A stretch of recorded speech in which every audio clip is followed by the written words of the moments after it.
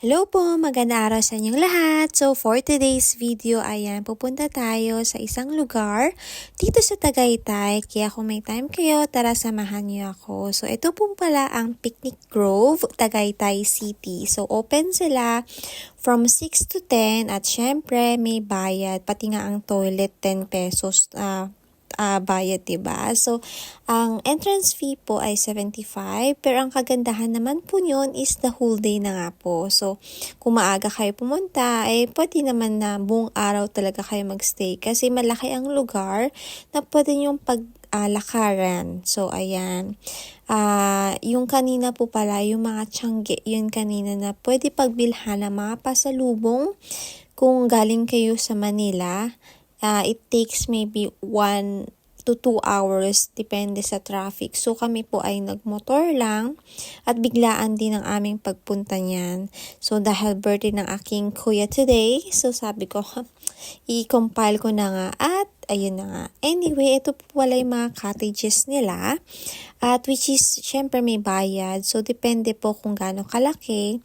Pero pwede din naman magdala lang ng, maglatag lang ng tela sa mga, grass. At least, okay naman I think yan eh. So, parang, lang, bonding. Yung weather po pala that time is medyo malamig na mainit. So, okay din siya. Parang, sa tagal ko na din na hindi nakakita ng Taal Volcano. So, napawaw din ako niyan. Kasi ang ganda talaga niyan. Maraming places sa Philippines na magaganda talaga. Yun nga lang. You need to find it lang. So, ayan nga. Hindi ko pinalagpas ang momentum ng magpa-video dito sa Taal Volcano. Ayan ang mga cottages na pwede niyong pagpilian. And then, may mga restaurants din po pala sila.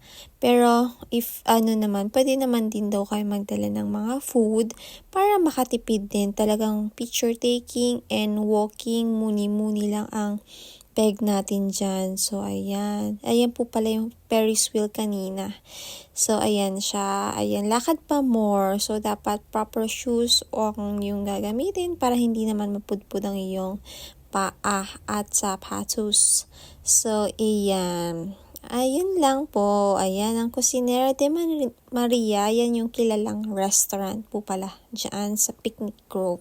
So, kung may time kayo, ayan, pwede nyo naman pong i-visit ang kanilang lugar. Oops, meron din ng cotton candy. At syempre, ang mga taho at iba pang restaurant. So, ayun po. Ayun lang po. Maraming salamat po sa mga nagstay at sa mga nanood.